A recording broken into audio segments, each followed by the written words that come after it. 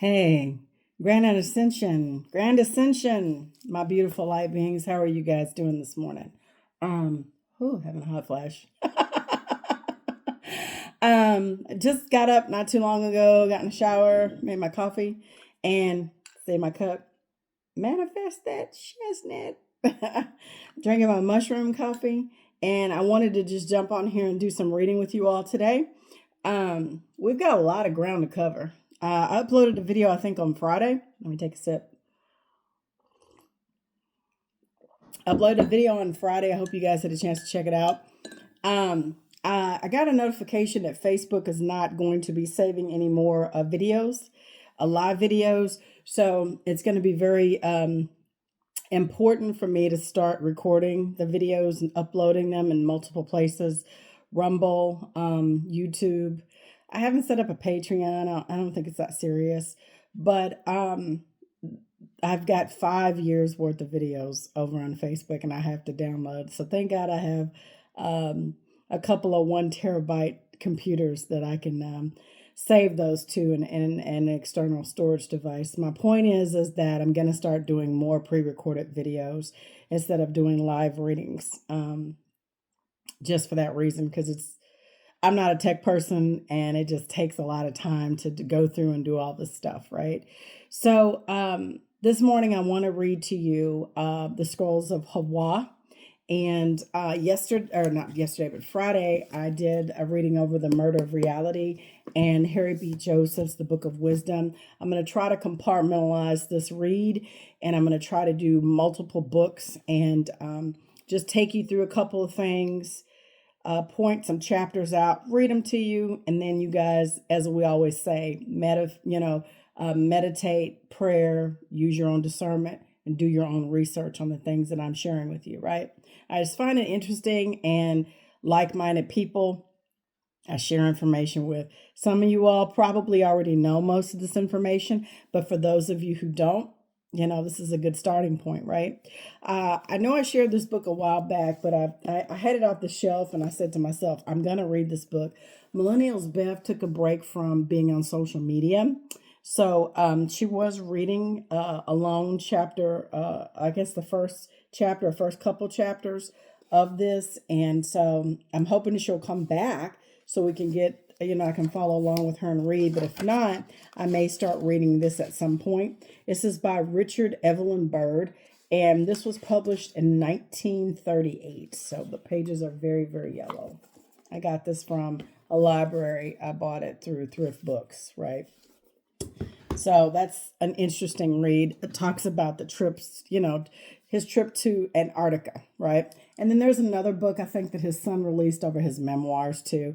I have another one up here, and then there's another one that at some point I may purchase down the road. But without any further ado, I just want to get into reading the scrolls of Hayah. And like I said, we're going to transition into Murder of Reality and Harry B. Joseph's The Book of Wisdom, Volume 1, because we need to get through that so we can get to Volume 2. Where I left off on the scrolls of Hayah is chapter 17. Hayah has spoken. And this is what it looks like right here. So I'm going to show you the picture. All right. And in the midst of the silent halls, where the voices of the ages fade, the boy spoke, and his words thunder, as if tearing through the stillness of the skies, revealing what was yet to come before the eyes of humankind. The monks gathered around him, not out of curiosity, but summoned by a call they could not ignore, an inner drive to witness what was unfolding there. Seated at the corner of the temple's main hall, Hayah began to speak with the cadence of a prophet, as if the words was not his own, but came from a source beyond human understanding. His voice was soft, yet each phrase seemed etched into the very stone of time. Listen, you who seek in silence, for the truth is not what they have shown you, but in what dwells deep within you.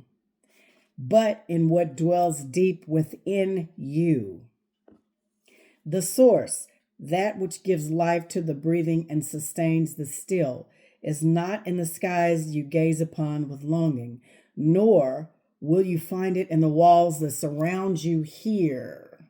It's not made in buildings.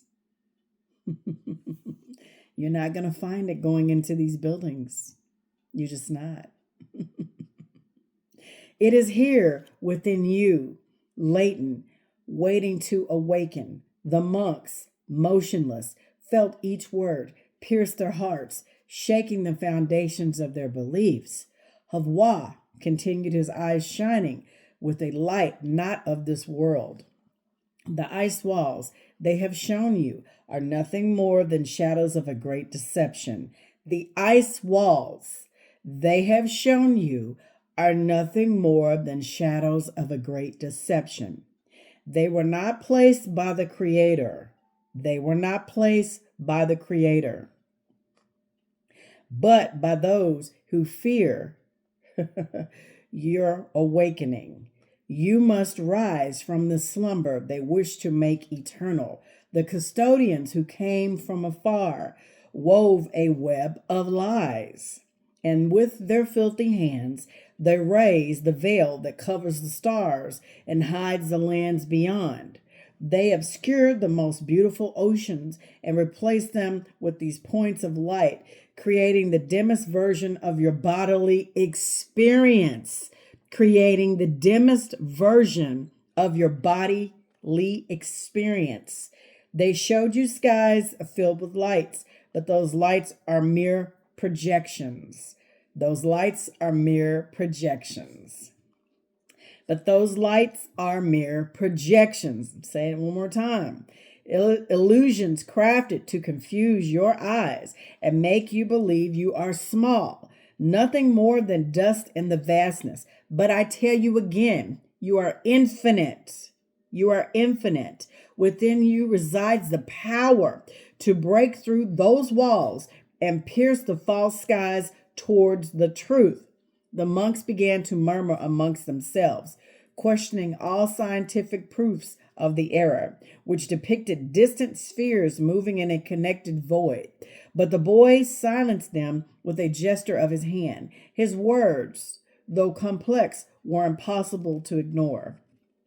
Before the walls, before the veil, there was a humanity that walked free. The first humanity born in Asgard knew no walls or chains.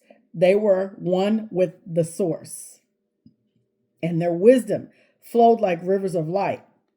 If only you could see what my eyes have seen. If only you could smell the flowers of the most beautiful mornings ever beheld in Asgard. But the colonizers, those driven by their lust for control, destroyed the legacy. Sorry, my chihuahuas hit me on my leg. Come on, Mama, get up here. And planted fear in its place. They made you forget who you are. They told you that you are separate and that the Creator is far away. It's not truth. That they have forgotten you or never existed at all. That they have forgotten you and you had never existed at all. When in truth, the Creator never ceased to dwell within you. Never ceased to dwell within you. Your souls are connected to the source. And that connection is indestructible. I'm going to say that one more time. When in truth, the Creator never ceased to dwell within you, your souls are connected to the source, and the connection is indestructible. It is the thread that binds all things, the key that opens the gates to the celestial lands. The silence returned to the hall, but it was not the same silence as before. It was a silence brimming with unease, with an emergent understanding beginning to grow in the hearts of those listening. Havwa slowly rose, and even a ray of sunlight seemed to fall directly upon his shoulders, amidst the gray clouds that transformed that afternoon. Remember this, he said as he left the hall. You are not what they have made you believe. You are greater than the stars they show you, vaster than the walls that surround you, for it was all meant to be contemplated. When you look within yourselves, when you remember your connection to Source, then the veils will fall and the celestial lands will welcome you as lost children returning home. I'm going to stop it right there. I've got to flag this chapter multiple times because I'm going to come back and I'm going to reread that myself over and over and over and over. Damn, this spit much truth and much knowledge. Much truth and much knowledge on that one. That was chapter 17, right? So, shifting gears, as I've always said, and most of my videos you can go back and you can watch, where I've always said the kingdom of heaven is within you, right? And they work so tirelessly to keep us from exploring that, right? So I'm going to get into, we talked about over on the last video, I talked about Christianity and sun worship. I talked about the Egyptian sun. I talked about the heart and its purpose. And I'm just going to repeat that because this is a good segue into this book where we just read chapter 17 from the Scrolls of Hayah.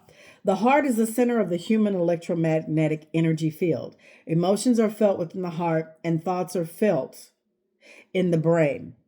Thoughts produce electrical vibrations and emotions create magnetic pulses. Combining them together is an electromagnetic vibrational frequency.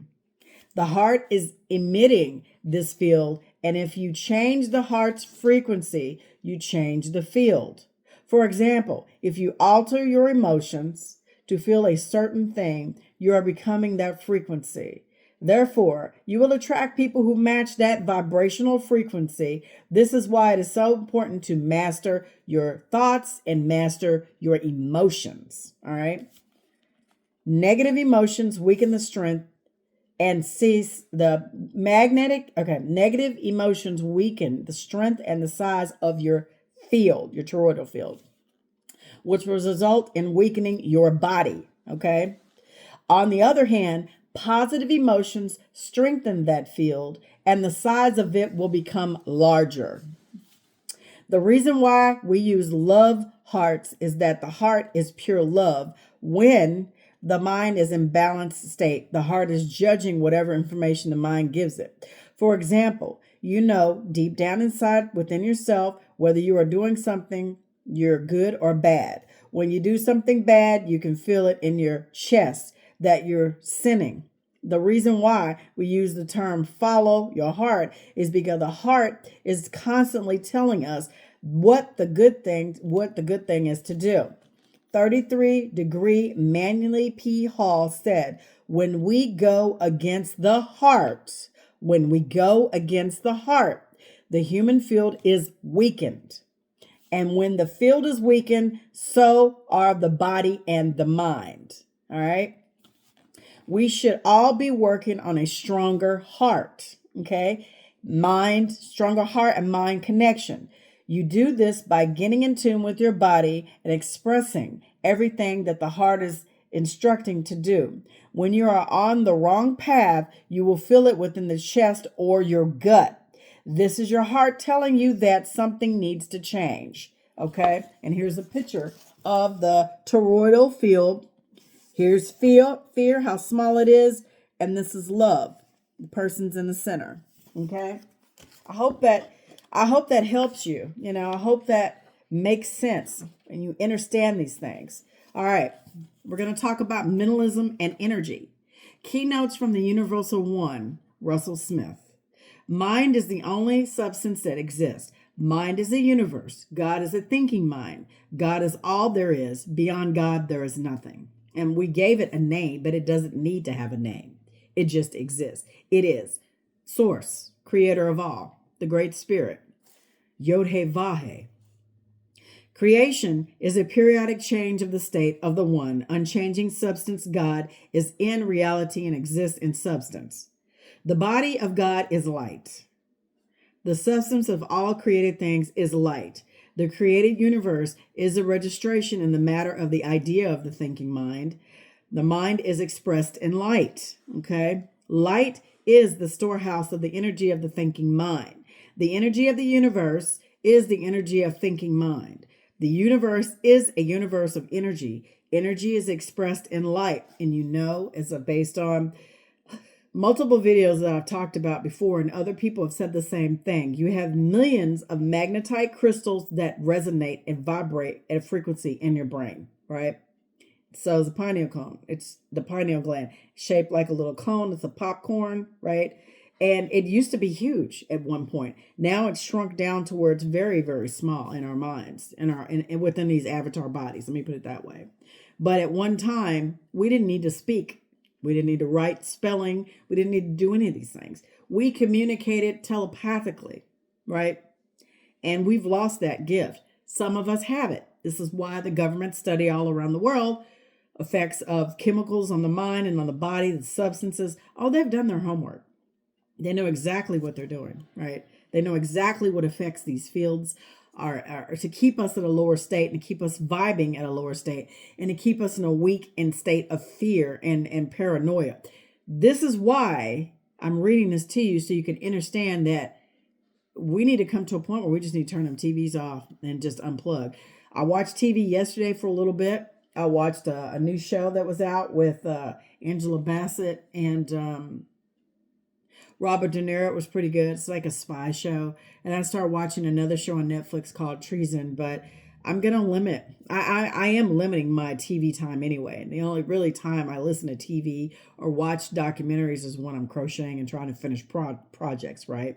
I'm researching and crocheting at the same time and taking notes and things like that, if that makes sense. But believe me when I tell you, they've utilized everything around us and they've weaponized it for a purpose, right? And it's to keep us where we are now, right? From waking up. So it says, light is the living substance of mind and action. Light is the creating principle of the one substance. The one substance is the one etheric spiritual substance of the one universal mind. Every living being is mind and has mind. Light is life. Mind is the universe. Spirit and matter are the same thing. Spirit is light, light is matter, and matter is light.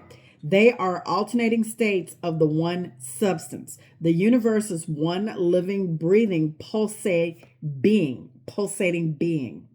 There are not two of anything in the universe. The universe and all that is one. One equals the inner self and the mind. One equals line one. One equals universal mind. Mind, light, matter, all the same thing. Mental, when you break it down, is men, M-E-N, equals the mind, okay? The divinity trinity is represented in the thinking process. The mind resides in the pineal gland, positioned between the brain's two lobes. Thoughts stem from the still center of the knowledge and power, okay? The goal is for the individuals to think from their knowing mind rather than just sensing through the brain, which serves as a central switchboard for body sensations and memories. Both brain lobes are equal and carry a positive sign. The mind, being still, signifies the absence of motion. This symbolizes the bar of magnets of science where equal poles exist at opposite ends of the spectrum, okay? The energy of your thoughts follows where you focus, instantly influencing whatever you're thinking about, whether it's a person, a place, or a thing. The energy reaches its target even before you finish your thought, positioning itself right in the front of you. Have you ever picked up, no, let me put it this way. Have you ever sat in a room or just sat still, or you're driving or whatever, and you instantly thought about a person and that person called you? Have you ever thought about someone and they just reached out of the blue and just called you, or you called them, or vice versa? You heard from that person, okay? Again, the energy of your thoughts follows where you focus.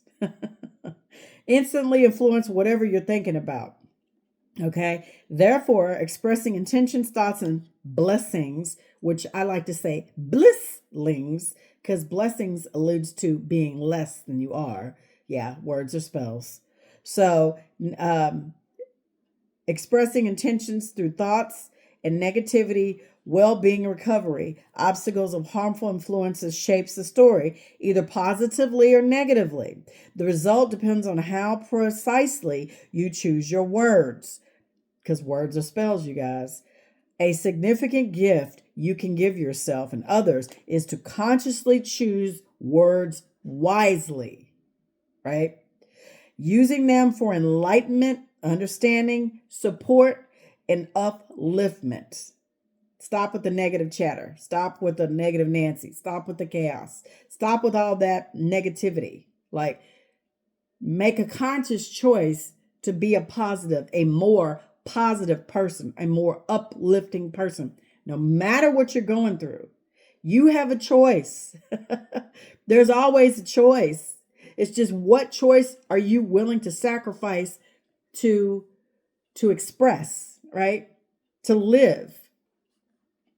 Physical reality is an energetic system. There are fields of energy all around you that we cannot see because we are conditioned, and we were created in these avatars to see a certain or a limited light spectrum. Okay. So there are things around us that we cannot see, and sometimes that might be a good thing. But these fields coalesce to create matter. Your thoughts are energy, your words are energy, and your actions are energy. You create manifestations through thoughts, words, and actions that use energy to form objects, conditions, and experiences. As you bring more energy to any thought, as you bring more energy to any thought, as you bring more energy to any thought, any conversation, and any action, you increase your powers of creation. You increase your powers of creation. Y'all, when you read these ancient texts and these scriptures all around the world, you start to form a picture that we were once a great people, right? And I'm saying all of us, right? The majority of us, okay? And we've lost that gift. We've forgotten who we are and what we possess inside. See, everything is within us, and that's why they have to keep us distracted externally to take our focus off of internal work that needs to be done to reconnect with the source. Source never left. As you've read, it's indestructible. It is. But most people won't take the time to go investigate these things. Yes, all the books and the text have been changed and rewritten and this and that. But one thing hadn't changed is what's in us, in the direct connection with source. So see, when we come into these bodies, like I've said many times before, like a broken record almost, but it drives the point home that you are more than what you have been led to believe. These bodies are just vessels. They contain our energy bodies, okay? The spirit realm, right? Tethered by a very small string, an invisible cord, right? You got to understand that these avatars are not truly who we are. We're so much more than that. And we're being duped into this physical reality of our senses because this is what we see, right? Like I said in the video, the guy in the Matrix, I know this steak ain't real, but I'm going to eat it anyway. Well, this is mushroom coffee. Is it real or isn't it?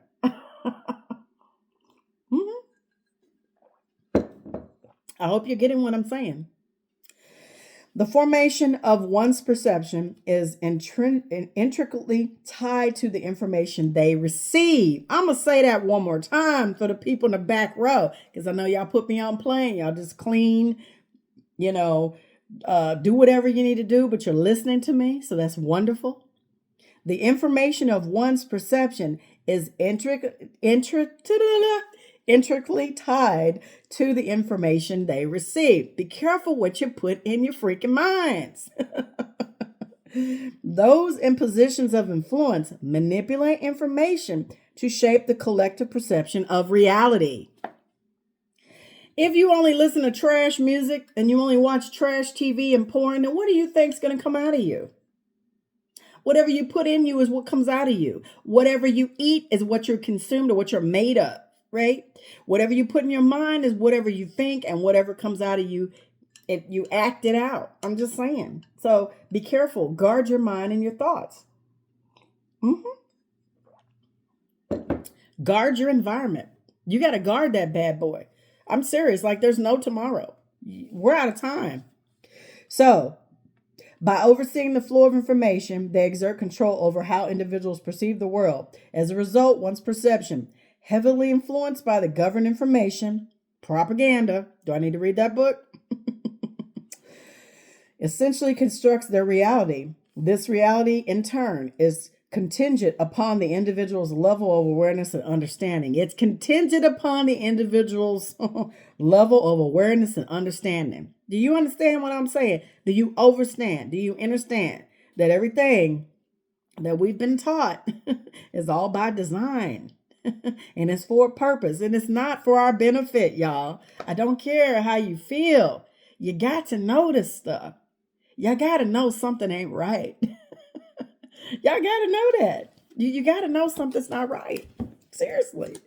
So I'm going to get into the conscious and subconscious mind. The conscious mind is the male aspect of your mind. It is responsible for everything you are aware of. For example, your visual field, your five senses, your thoughts, etc.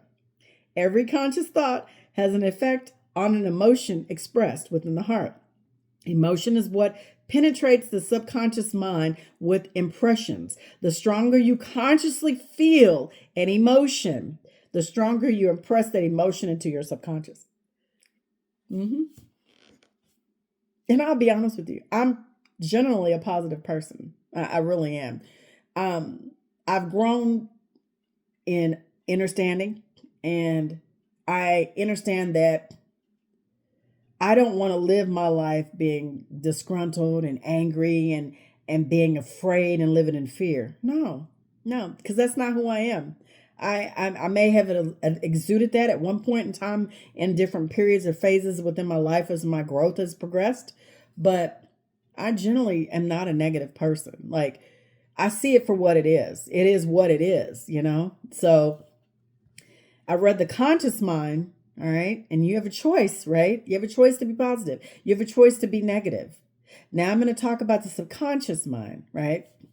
The subconscious mind is the female aspect of your mind. The part of the mind is responsible for controlling all systems in the body without you being consciously aware of it. In other words, it's your hidden part of the mind that is telling your heart to beat and your lungs to breathe, etc. Right? This is a balance, subconscious and conscious. The subconscious is the 90% of your mind, and it stores all of your memories, your languages, and everything you know and experience. Most importantly, it stores your mental programs, that Rolodex. Subconscious programs. The mind is similar to a computer, and it holds programs. These programs are responsible for 90% of your daily behavior. For example, the motion of brushing your teeth will be a subconscious mental program because you automatically do it and you don't have to think twice about brushing your teeth.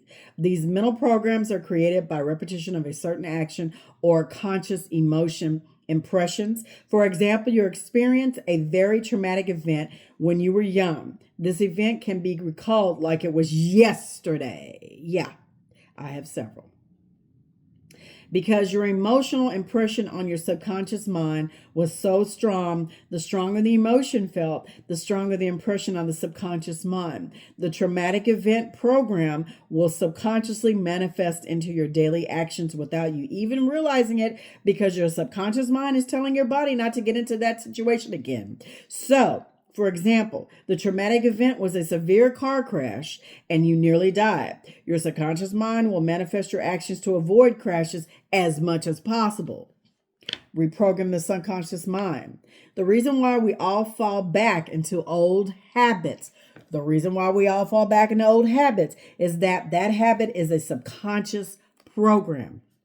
Therefore, we will manifest that program into our actions. To change these programs, we have to go beyond the conscious mind and affect the subconscious mind to recreate these programs. There are many techniques. However, the most effective technique is meditation, sitting in silence.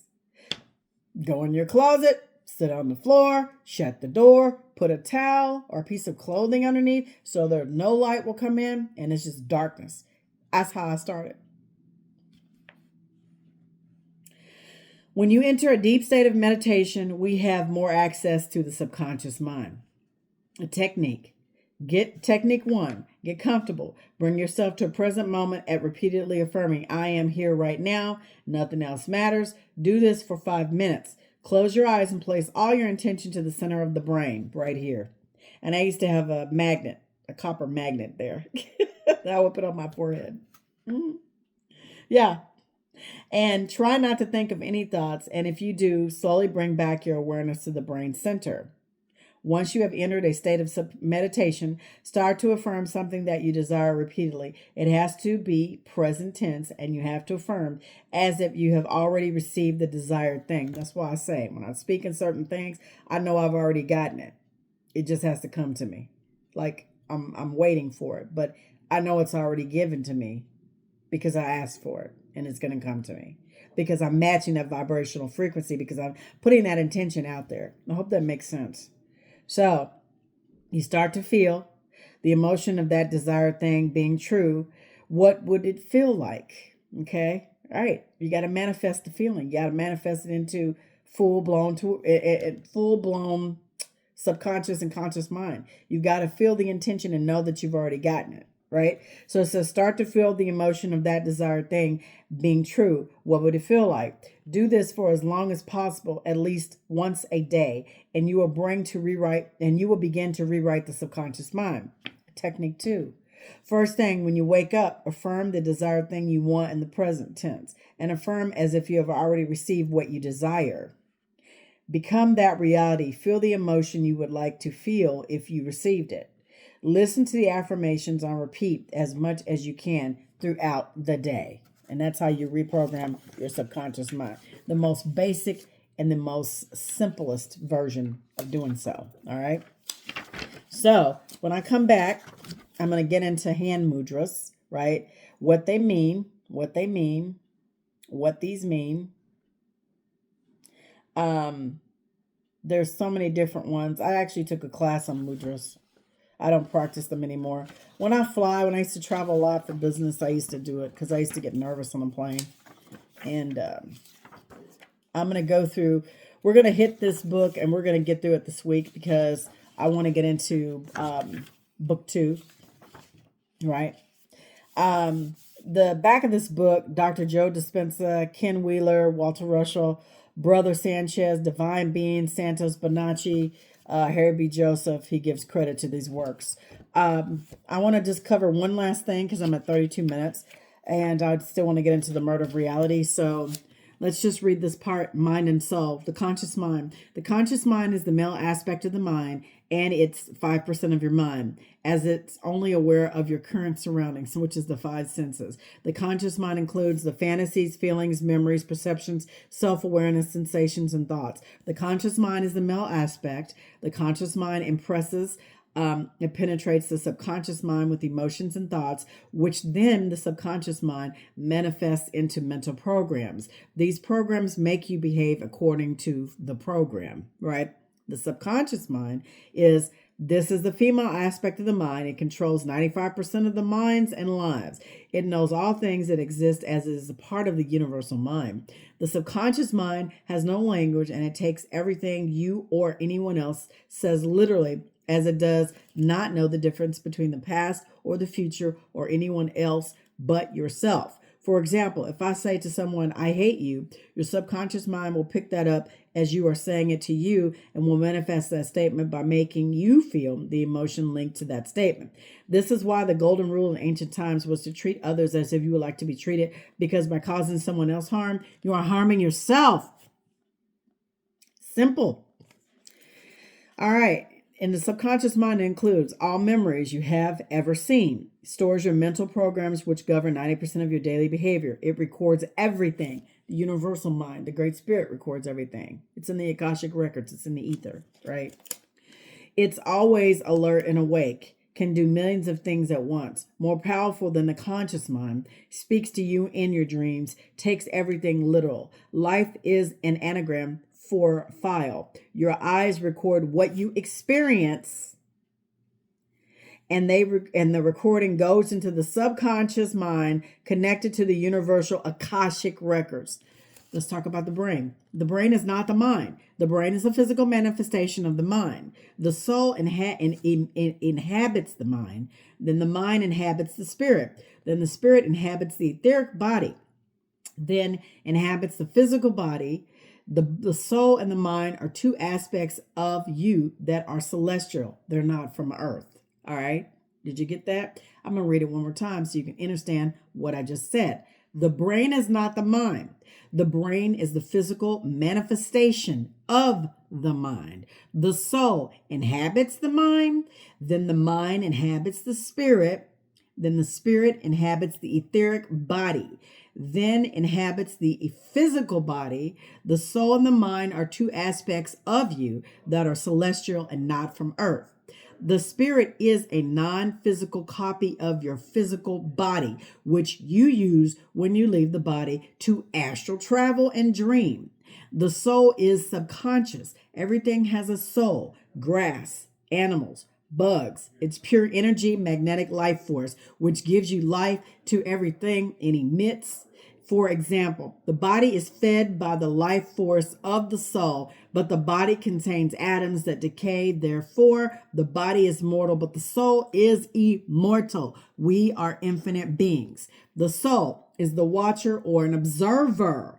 The mind is the projector. The body is the vehicle. I'm going to need y'all to remember that. All right? So I'm going to say it one more time. The soul is the watcher. All right. The mind is the projector and the body is the vehicle. So the eye of Ra is the symbol of the divine spark within the soul subconscious. The eye, the one within us, is the divine spark of consciousness. The triangle symbolizes the three aspects of consciousness, which is thoughts, emotions, and actions, and it's on the back of a dollar bill. This symbol has been used for thousands of years, going back to the Egyptians' eye of Ra. This is the left eye, which is connected to the right eye, the right side of the brain, which is the powerful side of the brain. I'm going to show you a depiction. Elites use this on corporations that have anything to do with the high amounts of information and data, or anything to do with watching or watching them watching you. Can't make this shit up. It also symbolizes God being the all-seeing presence. The elites believe they are being their God. So they use with their corporations because they want us to be all-seeing and all-knowing over the masses. That's what they want. So I'm going to show you some symbolisms here. So when you see that eye, y'all thinking it's evil, you got to understand that they know this knowledge. I'm expressing this to you, but you got to get to an understanding of what this is. It's the thoughts, emotions, and actions. And the eye is the all-seeing eye, right? They're trying to be like gods in this reality here, okay? Like I've read to you in the Scrolls of Hayah, right? This is a depiction. So y'all got to know this. See, when you see that eye, the corporations, because they want to be like the all-seeing eye, right? With these electronic devices that they've so lovingly given to us, right? So let me take this mark off. I'm telling you, we're getting through some good stuff, y'all. I mean, I'm telling you, we are really getting through some really good stuff. So let's recap really quick. I read to you about the heart, mentalism and energy, the subconscious and conscious mind, the mind and the soul, how it is interconnected. I've also read to you chapter 17 of the Scrolls of Hayah. All right. And now, without further ado, I'm going to read Murder of Reality. And where I left off at was chapter 14, Abraham and the sacrificial ram. Abraham and the sacrificial ram. Got to put on my readers because this is a smaller book. In that day, there will be an altar to the Lord in the heart of Egypt. The Lord Almighty will bless them, saying, "Blessed be Egypt, my people, Assyria, my handiwork, and Israel, my inheritance." That's Isaiah 19:19 and 25, the Holy Bible, New International Version, Gideon. In this biblical account of Genesis 22, Abraham is told by God to sacrifice his son on a mountain peak at the location of Morah.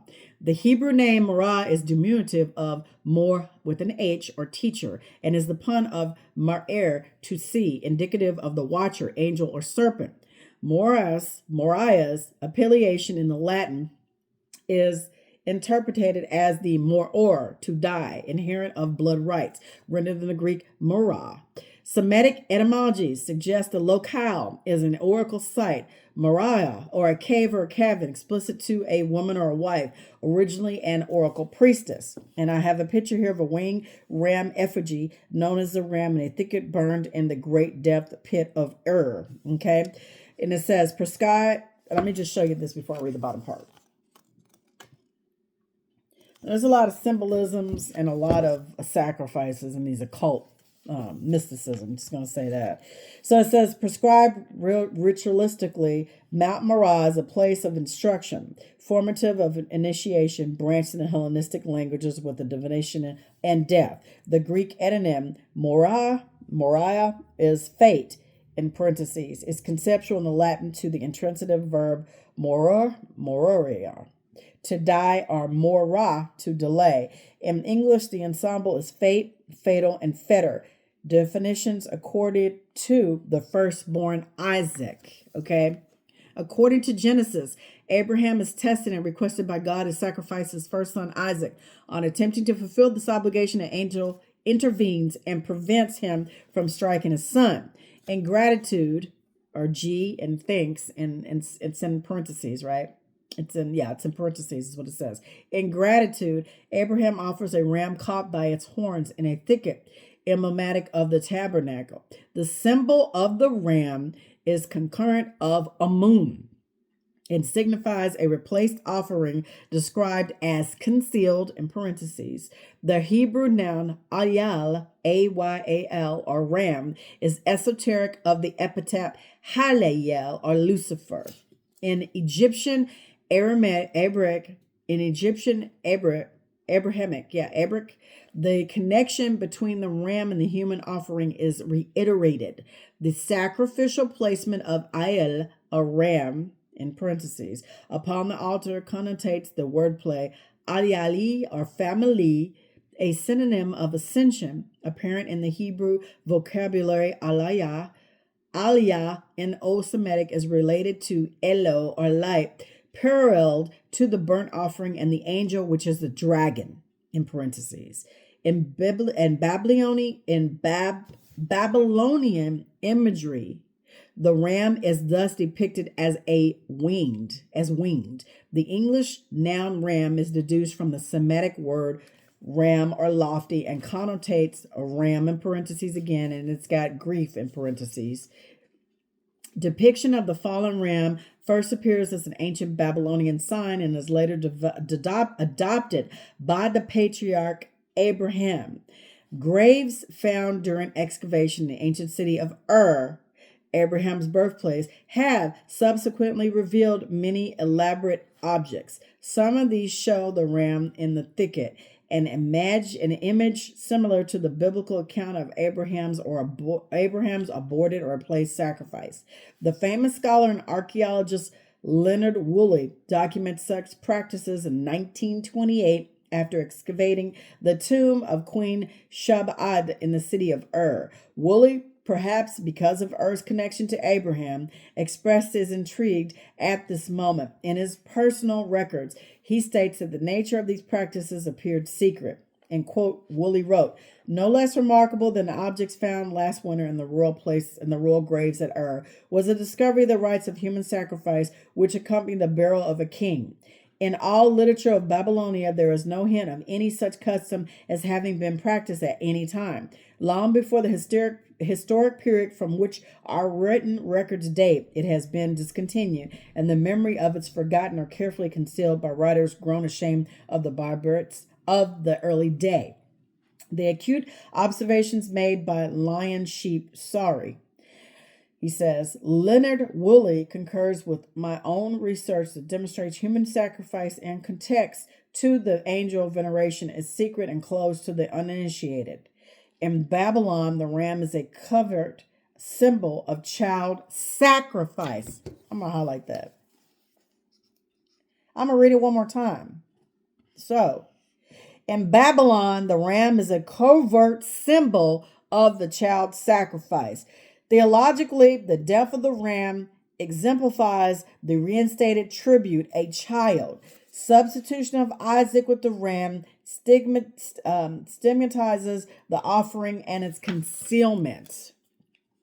Religiously, the Jewish lamb indicates the votive without blemish, characterizes as yirid or fair, and suggests yilad or child. In the Egyptian Edelek, the noun kabish is ram, and it's in parentheses, is indexed in Syrian, and the kabaz is cunning or low or meaning in parentheses is what it means. Kabas, Khabis, epithets of a moon. All right, so it says here this picture is depicted as a braided cobra headdress of Queen Shabad, insignia of the hairy snake. Royal motif of the cobra is used also by the Pharaoh dynasties of the Thebes. And this is a sister with braids, is what this says. Look. Because we know that all people initially were all melanated all around the world. All right? No hate, just speaking. Just saying the truth. Purchased as a sacrificial offering, the ram is offered in repayment of sin. Indeed, the Hebrew word kadosh is holy, and kadish is scratch, is reciprocal in the Sumerian to quadish, how many or how much in parentheses is what it says. Rhetorical Kaddish outlines sacrificial redemption. In English, the coinciding wordplay is prophet or prophet. Prophet is Prophet as opposed to Profit, and proliferate from the Latin stem frigere, to strike down.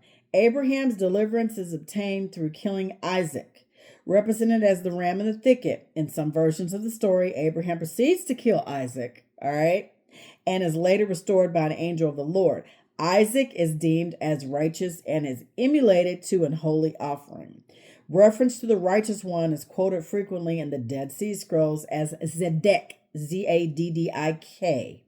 An etymology traced from Isaac, the teacher of righteousness cited in Palestinian codex, is named Morah ha-Zedek. Congenial of the messianic figure, Zedek exemplifies the innocent lamb, quotation, ram, offered at the site of Morah. Okay? In the New Testament, the innocent blood of the ram or goat, Greek for tragus, is in parentheses, details the betrayal of Christ. Comparative to the firstborn, Isaac, the oblation of the firstborn allegorizes at the ram caught in the thicket, dovetails with Christ wearing a crown of thorns, analogous to the declining sun hung upon a tree. Jesus' crucifixion records the Judaic practice of execution, the anarchic of the tribute, and the tabernacle.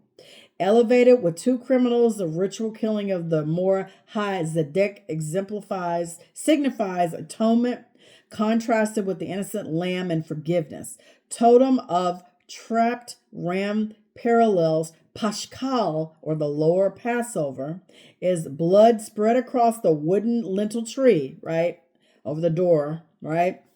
Immolation of the Pashkal recalls the Pisha, or crime, signified through the Holy Communion, correlated with the Passover feast. The eschatological, the ram's substitution in parabic of the Egyptian firstborn, countervail with the innocent lamb Israel. In the Christian mysteries, the ransom of Christ, or quote unquote in parentheses, Isaac, is a meta narrative of the Passover lamb proportional to salvation. Its death aligned to the mysteries of Anum, examined in the next chapter. And I hope that made sense to you all right? Good stuff. I actually have subscribed to his YouTube channel, Pierre Sabak.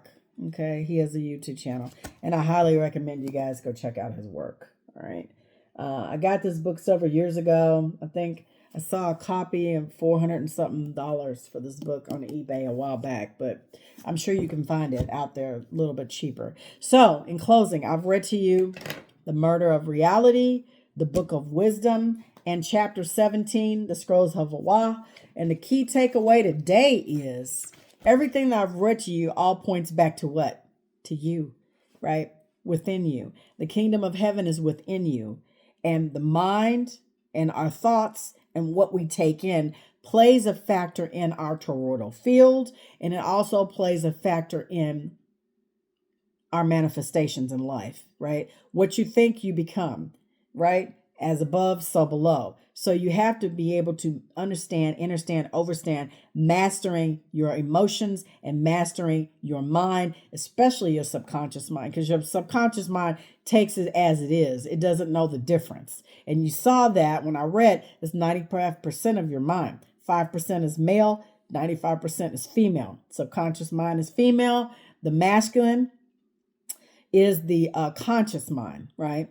So, I hope this has been beneficial to you all, and I appreciate you joining me and trying to keep it under an hour. So I'm going to duck off here. But you know what I always say, be the change you want to see all around this earth dome, because it is up to you and I to make a positive change. I hope this reading has been beneficial, and I hope you can go back and listen to it again. Purchase the books and do your research so that you can walk in your truth, right? I'm just a vessel assisting you in learning something different, learning something maybe new, or recalling the information in your Rolodex and bringing it to the forefront of your mind. Anyway, I hope you guys have an amazing day, and I'll talk to you soon.